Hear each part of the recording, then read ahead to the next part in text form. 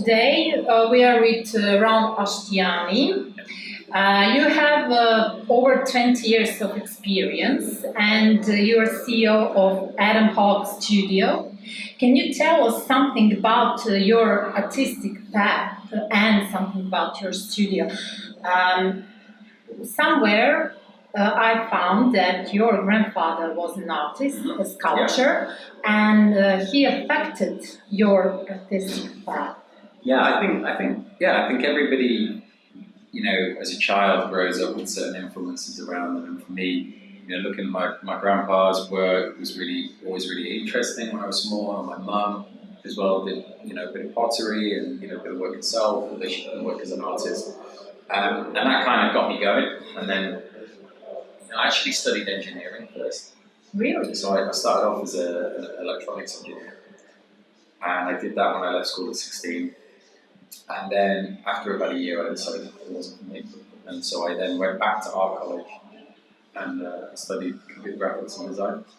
And Atomhawk? So Atomhawk is kind of like the long-term goal of a journey. So, I didn't know I was on this journey at the time, but I started off as an artist and then I was a lead artist. So I was an artist when I was 19. And I became a lead artist when I was 23, and then I became an art director when I was 26 or 27. And then when I was 30, I founded Atomhawk. And that was kind of all of the experience that I gained up to that point, and realizing that there were certain problems with the industry as a whole, finding talent, the fact that games companies are unstable quite often, and you have to move around, so that becomes kind of, as an employee, as an artist, quite difficult because you're constantly moving fabric. So there's a whole number of reasons why Atomhawk came out.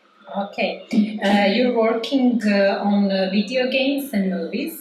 What are main differences in artistic path and style?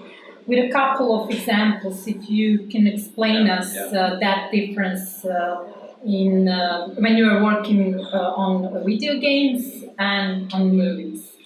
Yeah, absolutely. I think with games, there's much more scope for imagination. A lot of games involve game mechanics that are completely sometimes abstract and surreal. So from an artistic point of view, you can do a little bit more with a game than you can with a movie.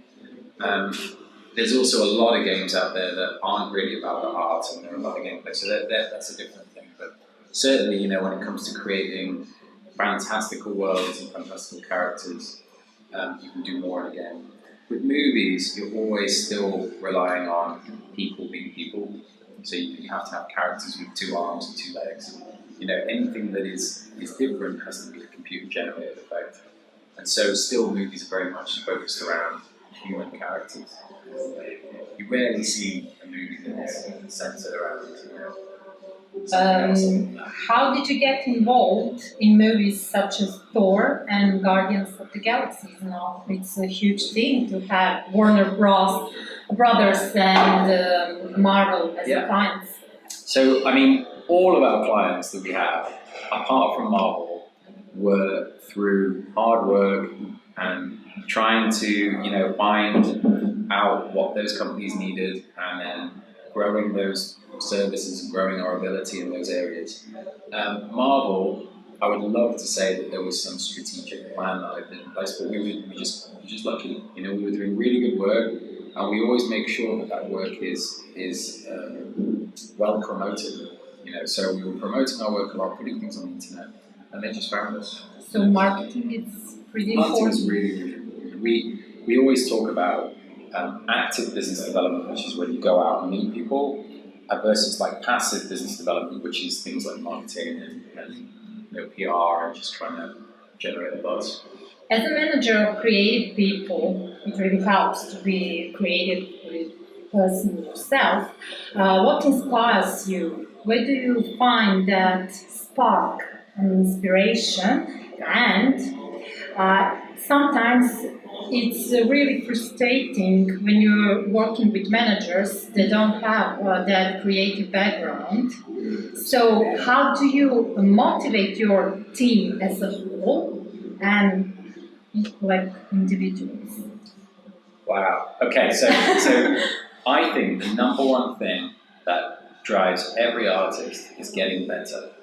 As long as they're getting better and they're improving and they can see that they're improving and they're learning, usually they're happy no matter how difficult or sort of hard the project is. It's about growth.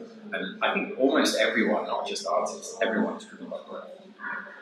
So as a creative manager, for me, the thing I love the most is when you hire someone and they're at a certain level, and you work with them and you develop them, and over time you see them increase, you see them develop, and that is the drive. I love working with artists, helping them be better, helping them learn to overcome all of the kind of artistic anxieties that artists often have, and how to be good at their jobs, how to be awesome.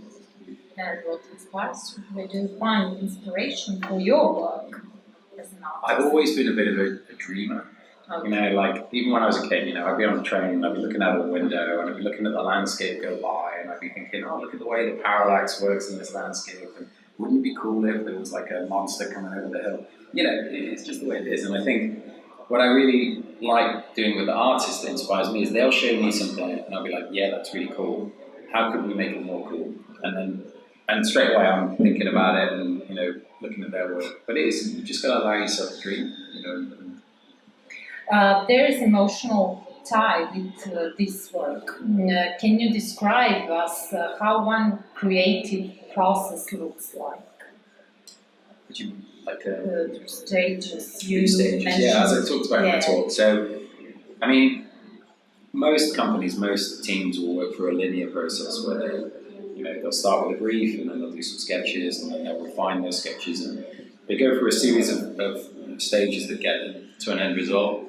But I think my favourite process is to basically have the funnel idea, which is essentially where you throw in a ton of ideas. And you don't even need to be one artist, you could have a team of artists, and they're all designing cool stuff around a brief that you're selling, and then you kind of refine it down from there.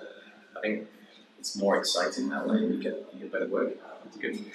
Okay, gaming industry is changing very fast.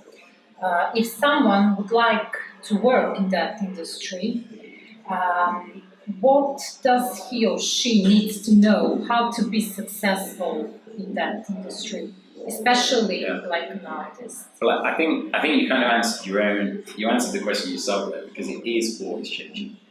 Because it's always changing, the key thing is to make sure that you're adaptable and you constantly stay on top of all of the latest tools. And we see time and time again the workflows that artists use completely change within a year. Like the way they do things, because the technology changes and that drives the way the art's created. And it is a real struggle. I remember when I was an artist, having the time to constantly do your job in the day, but also have the time to stay on top of all of these other ways of working. But it's essential to be flexible. And for the end, one question. For TED, ideas were spreading. So what's your favorite TED talk, if you can? My favorite TED talk? I've seen so many. I saw one which was, I can't remember the guy's name, but he built prosthetic legs for himself. And he was talking about how he was going to revolutionize the sort of robotics kind of aspect of things. And I just find that really inspirational. It was like he walks in on these legs that he's created himself and talks about this. And I think that's where it's at. TED should be about how you kind of influence the next wave of technology. And what's your idea of what's spreading? I think it's about better managing creativity. Like so many companies, effects companies, VFX companies, movie studios, game studios, have this tension between the creative people and the management people. And a lot of that comes from a misunderstanding of each other and for a lack of communication. And I think there's no reason why you should have a company where there's tension between management and the creative. You should be able to totally just work together, and that's what we do. And I think it's a shame because so much awesome talent is wasted just in this conflict. It doesn't need to.